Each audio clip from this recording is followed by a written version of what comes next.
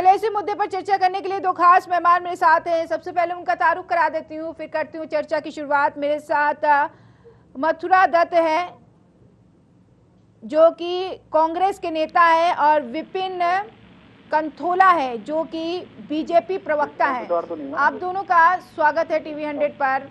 सबसे पहले मैं बीजेपी प्रवक्ता के पास यानी कि विपिन जी के पास आऊंगी, लेकिन उससे पहले मैं कांग्रेस के पास जाना चाहूंगी। उम्मीदवार की घोषणा क्यों नहीं हो पा रही है मथुरा जी? देखिए रीना जी, हो जाएगी जल्दी ही उम्मीदवार की घोषणा होगी। अभी समय है और बिल्कुल जिसमें निर्धारित समय होगा कांग्रेस पार्टी अपने उम्मीदवार की घोषणा करेगी। हमेशा कांग्रेस पार्टी ने सही समय पर सही उम्मीदवार की घोषणा की है और सल्ट के चुनाव में भी हम समय आने पर बिल्कुल ठीक समय पर अपने उम्मीदवार को घोषित करेंगे और जल्दी ही आपके सामने कांग्रेस का उम्मीदवार की लिस्ट जो नाम है वो सामने आ जाए। नहीं तो दो नामों को लेकर पेच फंसा हुआ है, कहा यह जा रहा है अंदरूनी कलह कांग्रेस के बीच पैदा हो गया और ऐसे में अगर अंदरूनी कलह रहेगी तो कैसे उपचुनाव को जीत पाएंगे? देखिए हर पार्टी में होता है, हमारे यहाँ तो दो नाम में फंसा हुआ है आप कह रही हैं, लेकिन भारतीय जनता पार्टी के तो 6 नाम सामने आए थे। ये पार्टियों में होता है, बड़ी पार्टियां जो राष्ट्रीय पार्टियां हैं उनमें कई लोग उम्मीदवारी पेश करते हैं, कई लोग अपना दावा करते हैं और जब पार्टी लेकिन एक नाम को लेकर मोहर क्यों नहीं लग पा रही है? लग जाएगी। देखिए 1 दिन में मोहर आपके सामने लगी है। वरिष्ठ नेता दिल्ली में बैठेंगे, प्रदेश कांग्रेस कमेटी की तरफ से पैनल जाएगा और सारे लोग बैठ के विचार करने के तरीके से अगर अंदरूनी कलह होगी तो कैसे एकजुटता से चुनाव लड़ पाएंगे? अभी तो उपचुनाव है, सेमीफाइनल है, अभी 2022 की परीक्षा बाकी है। अंदरूनी कलह है, आपको अंदरूनी कलह देखिए किसी नेता ने कुछ कहा है हमारे? अभी किसी नेता का कोई बयान नहीं आया, कोई अंदरूनी कलह नहीं है। ये सबका अधिकार है दावेदारी करने का, सबका अधिकार है टिकट मांगने का। लोकतंत्र है, लोकतंत्र में पार्टी के सारे कार्यकर्ता होते हैं, वो सारे सम्मानित कार्यकर्ता होते हैं, सबका सम्मान होता है और पार्टी उसमें बैठ के डिस्कस करने के बाद देश काल परिस्थिति देखने के बाद ऐसा समय होगा उसके अनुसार उम्मीदवार की घोषणा पार्टी जल्दी ही करेगी। आप देखिएगा कि अभी नामांकन की तारीख आने वाली है, उससे पहले आपके सामने कांग्रेस का उम्मीदवार आएगा और सशक्त उम्मीदवार आएगा और भारतीय जनता पार्टी को शिकस्त देंगे। और जाती हूँ विपिन जी, सर चुनाव से क्या उम्मीद है आपको? देखो फातिमा, भारतीय जनता पार्टी का चेहरा जो होता है कमल का फूल होता है और निश्चित रूप से हम आश्वस्त हैं अपनी सीट से जीतने के लिए। 3 बार से हमारे सुरेंद्र सिंह जीना जी इस सीट में जीतते आए हैं और उनके जो काम है 3 बार की सीट में 5-5 वर्ष, जो 15 वर्ष का उनका कार्यकाल रहा है, जो 3 बार के विधायक के रूप में और एक बेहतर विधायक को साबित हुए वहाँ के और निश्चित रूप से उनका जो व्यवहार रहा है बहुत ही अच्छा व्यवहार था। और अभी भारतीय जनता पार्टी बिल्कुल अस्वस्थ है अपनी जीत के प्रति, क्योंकि हमारा जो कार्यकर्ता है वो बूथ स्तर तक कार्यकर्ता जो है संवाद में है। हमारी बूथ स्तर तक के फातिमा देखो, अभी कुछ समय पहले हमारा मंडल प्रशिक्षण वर्ग चले थे जिसमें बूथ के जो हमारे अध्यक्ष हैं, बूथ की कमेटियां हैं, बूथ स्तर तक हमारे जो 12 कार्यक्रम होते हैं पार्टी के, उनको करने के लिए हमने कवायदें पिछले 6 महीने पहले से ही पूरे प्रदेश में प्रारंभ कर दी थी। तो भारतीय जनता पार्टी एक संगठनात्मक पार्टी है। भारतीय जनता पार्टी का कार्यकर्ता उसकी रीढ़ की हड्डी है। निश्चित रूप से हमारा कार्यकर्ता अस्वस्थ है और हमारे कार्यकर्ता के बल पर और जिस प्रकार से 4 वर्ष से हमने उत्तराखंड के चौमुखी विकास को डबल इंजन की सरकार ने करने का काम किया है, तो हम कह सकते हैं कि हम इस सेमीफाइनल को जीतेंगे और 2022 के फाइनल को भी हम जीतने वाले। नहीं तो कहा भी ये जा रहा है जीना के परिवार को टिकट देने को लेकर सहमति गेन करना चाह रही है बीजेपी, सहमति से वोट पाना पा रही है। देखो फातिमा, मैंने पहले कहा, अपनी शुरुआत में आपने सुना होगा कि हमारा जो चेहरा होता है भारतीय जनता पार्टी का चेहरा कमल का फूल होता है। हमारी भारतीय जनता पार्टी का जो चेहरा होता है, जो प्रत्याशी होता है, बूथ का अध्यक्ष होता है, उस मंडल का कार्यकर्ता होता है, उस विधानसभा का प्रत्येक कार्यकर्ता होता है। और जिस प्रकार से हमारे कार्यकर्ता, देखिए हमारी पार्टी की सबसे बड़ी मजबूती यही है कि हम संगठन निष्ठ पार्टी है। संगठन को जो कार्यकर्ता हैं वो संगठन के सिपाही के रूप में, एक अनुशासित सिपाही के रूप में काम करते हैं। और यही हमारी जो है अभी तक पूरे देश के अंदर आप देखेंगे हमारा ट्रैक रिकॉर्ड जीतने का। और उत्तराखंड में भी जिस प्रकार से हमने पंचायत के चुनाव जीते, नगर निगमों के चुनाव जीते हैं और उपचुनाव भी ये हम जीतने वाले हैं। मैं तो कह रहा हूँ ना 2022 का फाइनल भी हम 2022 का फाइनल भी जीतेंगे, लेकिन समय कम है। अब देखिए सेमीफाइनल आ रहा है, सेमीफाइनल में जीतना बहुत जरूरी है। लेकिन इन सब के बीच कांग्रेस में उम्मीदवार की घोषणा आखिर क्यों नहीं हो पा रही है? ये जो दावेदारों की लाइन लगी हुई है उस पर क्या कुछ कहेंगे विपिन जी? देखिए ये उनका विषय है कांग्रेस का कि वो किसको प्रत्याशी बनाते हैं, क्या प्रत्याशी किसको लेके आते हैं, ये उनकी कांग्रेस की परिपाटी है। नहीं तो क्या आप लोगों ने मुश्किलें खड़ी कर दी है क्या जीना के परिवार के एक सदस्य को टिकट देकर? देखिए कांग्रेस तो एक डूबता हुआ जहाज है। कांग्रेस के जहाज में कोई आज बैठने को तैयार नहीं है। कांग्रेस एक इस प्रकार की पार्टी हो गई है कि उसके साथ जुड़ने को कोई तैयार नहीं है। आप देखेंगे अभी हमारे मसरत जोशी जी हमारे वरिष्ठ नेता हैं कांग्रेस के, वो भी जानते हैं कि हरीश रावत जी कहीं अलग ढपली बजाते हैं, कोई अलग राग बजाते हैं, कोई अलग राग छेड़ते हैं। पौड़ी में अभी 1 महीने पहले मैंने देखा जिस प्रकार से कांग्रेस के नेता आपस में जिस प्रकार से लड़ रहे थे, झगड़ रहे थे, वीडियो वायरल हुआ।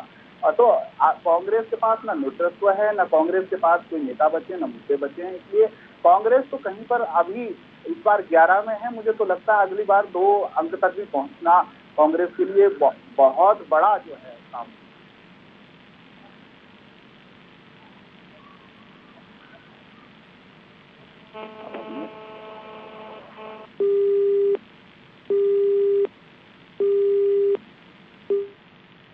इन सब के बीच विपिन जी देखिए नेतृत्व परिवर्तन हुआ है और ऐसे में नेतृत्व परिवर्तन का एक तरीके से इम्तिहान होगा कि जनता ने इस नए चेहरे को एक्सेप्ट किया है कि नहीं किया है। चुनौती मानते हैं सर विधानसभा उपचुनाव?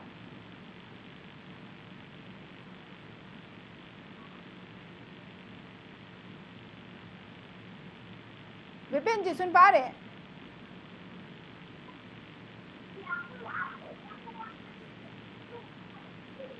मथुरा दत्त जोशी जी सुन पा रहे हैं? सवाल आपसे ही था कि जैसा कि विपिन जी ने आरोप लगाया है कि आपसी लड़ाई का वीडियो भी वायरल हुआ है, अंदरूनी कला है, अस्तित्व कांग्रेस का नहीं है और ऐसे में चुनाव तो जीतना क्या, उनका अंक भी नहीं आएगा। आप देखिए तो भारतीय जनता पार्टी के लोग 2014 से कह रहे हैं कांग्रेस मुक्त भारत करने की बात भी लोग करते थे। एक समय आएगा ये स्वतः ही मुक्त हो जाएंगे, बहुत बड़ी बात नहीं है। ये इनका अधिकार है कहने का, ये विपक्ष में है तो कांग्रेस पार्टी को इतना सशक्त मानते, इनको चुनौती कहीं से मिलती है तो कांग्रेस पार्टी से चुनौती मिलती है, इसलिए इस तरह की बातें करते हैं। बाकी जहाँ तक आपने उम्मीदवार की बात है, आपके सामने 100 दिन में उम्मीदवार भी आएगा। और जहाँ अंतर कलह की बात है वो कहीं अंतर कलह नहीं है। आप बता दीजिए हमारे जब इतनी दावेदारी पेश की जाएगी, यदि आप एक को टिकट देंगे तो दूसरा नाराज नहीं होगा? बताइए, आप ही बताइए। ये देखिए ये सारी पार्टी में होता है। ये खुद ही विपिन कंटोला जी बैठे हैं, ये स्वयं जानते हैं। इन्हीं के यहाँ 6 लोगों ने उम्मीदवारी की थी, हमारे यहाँ तो स्वयं 2 ने उम्मीदवारी की है। 2 में तय होना है जिसका नाम भी होना है और हमेशा पार्टी की परिपाटी रही है। तो आप क्या कार्यकर्ता का लोकतांत्रिक अधिकार भी खोना चाहते हैं क्या? ये अधिकार है हमारा, हम कार्यकर्ता चाहे कोई किसी भी आगे चलता कार्यकर्ता हो, उसका अधिकार होता है वो अपनी बात कहेगा। वो पार्टी में नहीं कहेगा तो कहाँ कहेगा? पार्टी उसकी संरक्षक होती है, उसकी माई बाप होती है, वो अपनी पार्टी में अपनी बात कहता है। कोई कलह बता दीजिए मुझे किसी हमारे नेता का कोई बयान आया हो? अभी बताया विपिन जी ने कि लड़ाई का वीडियो भी वायरल हुआ, ये अंदरूनी कला नहीं और क्या है? देखिए मैं विपिन जी की तरह बात नहीं कर सकता हूँ। मैं विपिन कंटोला नहीं हूँ ना, मैं मथुरा दत्त जोशी हूँ। मैं जो बात भी कहूँगा बहुत दमखम से बात कहूँगा, बहुत पुख्ता बात कहूँगा। अगर इनकी पार्टी की बात मैं करूँगा तो देखिए पूर्व मुख्यमंत्री जी ने क्या कहा, वर्तमान मुख्यमंत्री जी क्या कह रहे हैं, पूर्व अध्यक्ष जी क्या कह रहे हैं, वर्तमान अध्यक्ष जी क्या कह रहे हैं, ये एक अलग बात है। हम डिबेट को ड्रेल न करें। जिस विषय में हम लोगों की चर्चा हो रही है, मैं समझता हूँ अगर हम उसमें चर्चा करें तो उसमें सबसे बढ़िया ये रहेगा। जहाँ तक फर्ट की बात है, फर्ट में इन्हीं के 6 लोगों ने उम्मीदवारी की है, क्या वो उम्मीदवारी गलत थी? 6 लोगों को नहीं करना चाहिए था कि क्या? अब इन्होंने अगर इन्होंने सुरेंद्र सिंह जीना जी के परिवार से किसी को टिकट दिया है, उसमें इनकी पार्टी का निर्णय है, ये स्वतंत्र है निर्णय लेने के लिए। यही तो नहीं हो पा रहा है कि बीजेपी ने अपने उम्मीदवार को खड़ा कर दिया, लेकिन कांग्रेस अभी भी कंफ्यूज है कि किस उम्मीदवार को खड़ा किया जाए। कहीं कंफ्यूज नहीं, आप बिल्कुल गलत कह रही है। मैं आपके मत से, आपके वाक्य से सहमत नहीं हूं। कौन होगा उम्मीदवार फिर सर चुनाव के लिए? आपके सामने आ जाएगा। अभी एक दिन आप और इंतजार करिए, कल तक इंतजार करिए और कल आपको उम्मीदवार, सशक्त उम्मीदवार मिलेगा। पहले भी ये सीट हमने केवल 2300 वोट से सीट हारी है हमारी उम्मीदवार।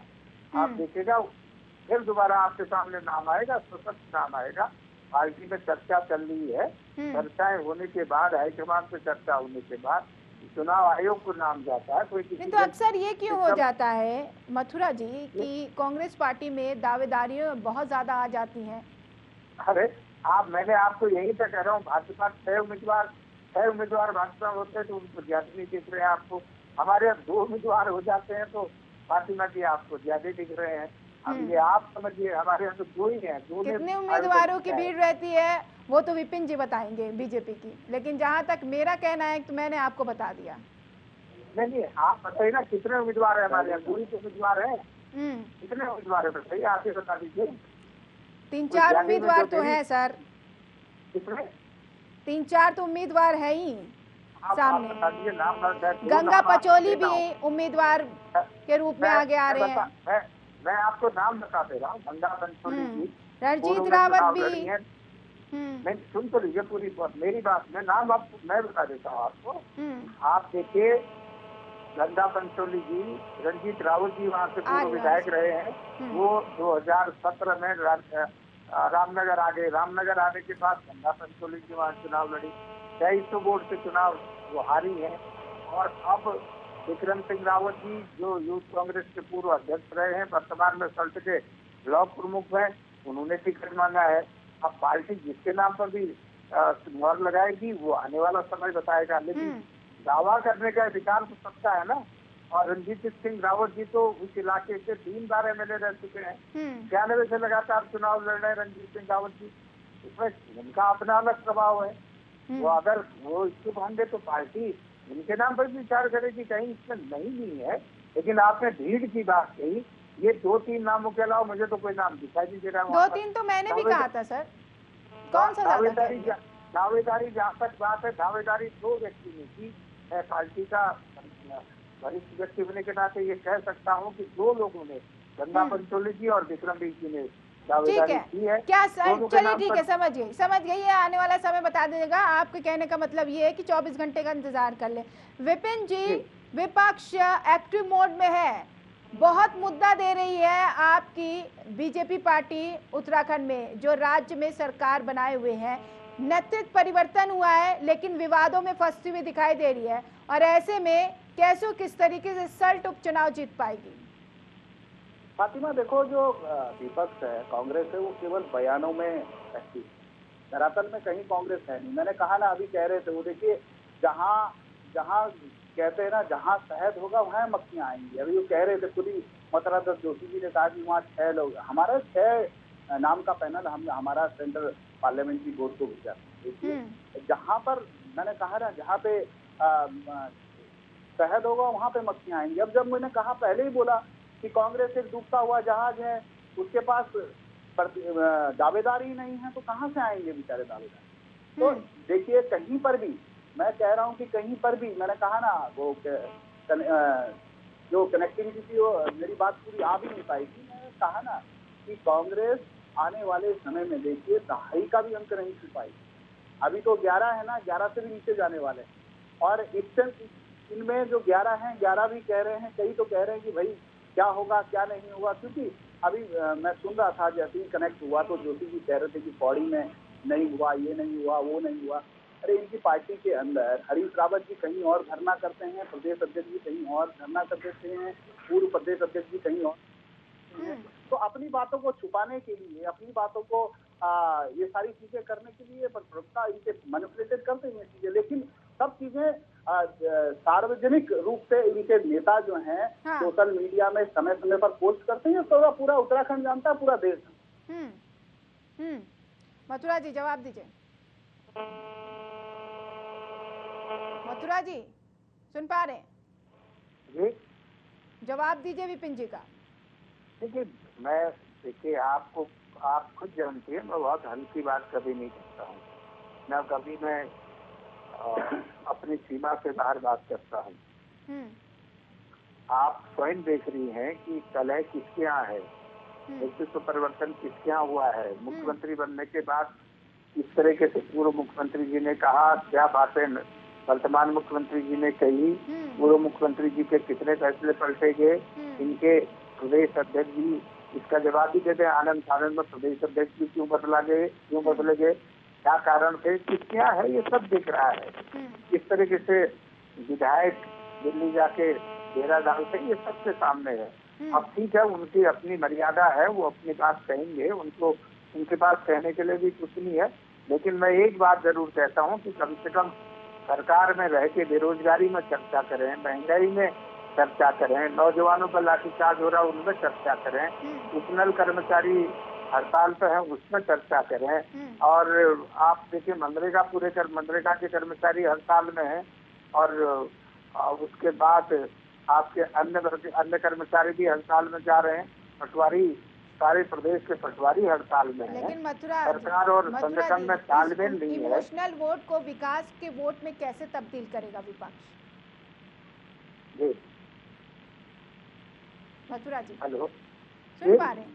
इस इमोशनल वोट को विकास के वोट में कैसे तब्दील करेगा, कैसे जनता लोकतंत्र, देखिए लोकतंत्र है, हार और जीत बहुत महत्वपूर्ण नहीं होती है। लोकतंत्र में जनता जिसके पक्ष में फैसला देगी वही जीतेगा। लेकिन अपनी बात कहने का अधिकार हमको भी है। हम भी क्षेत्र में जाके अपनी बात कहेंगे। तमाम मुद्दे हैं जिस तरीके से 4 साल में जो पास किए हैं, वो नेतृत्व बदलने से भारतीय जनता पार्टी के पास भूलने वाले नहीं है। जिस तरीके से भारतीय जनता पार्टी की सरकार ने इनके पूर्व मुख्यमंत्री जी के कार्यकाल में जो अत्याचार हुए हैं वो सबके सामने है। और जिस तरीके की भाषा वर्तमान मुख्यमंत्री जी बोल रहे हैं, चाहे महिलाओं के लिए हो, चाहे अन्य वर्ग के लिए हो, चाहे 20 बच्चे पैदा करने वाली बात हो, चाहे देखो इतिहास गवाह है, अमेरिका का कभी देश गुलाम नहीं रहा। इनके मुख्यमंत्री जी भारत को अमेरिका का गुलाम बना रहे हैं। तो चीजें हैं, ये सब चुनाव में सामने आएंगी। चुनाव लड़ा जाएगा, लोकतंत्र है, जनता जनार्दन जो फैसला करेगी। हम तो लोकतंत्र में मानने वाले लोग हैं, उसको स्वीकार करेंगे जो भी होगा। आपने उठाया है विपिन जी, चुनाव लड़ेंगे, विकास करेंगे कि विवादों में फंसेंगे आपके मंत्री?